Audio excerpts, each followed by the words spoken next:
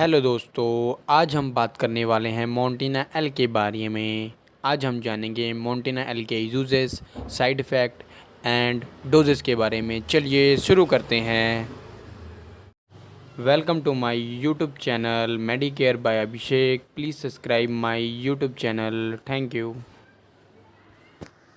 Medicare by Abhishek यह channel आपको medicine की नॉलेज देता है। कोई भी मेडिसिन अपनी मर्ज़ी से ना लें, डॉक्टर की सलाह से ही मेडिसिन लें। मोंटेना एल यह फेमस मेडिसिन है एरिस्टो कंपनी की। मोंटेना एल में लीवोसेट्राजिन 5 मिलीग्राम और मोंटेलुकास 10 मिलीग्राम पाया जाता है।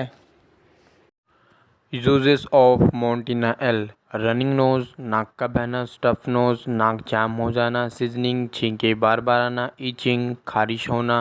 It also reduce inflammation in the airways to make breath easy. सांस को आसानी से लेने के लिए श्वास द्वार में सूजन को कम करता है।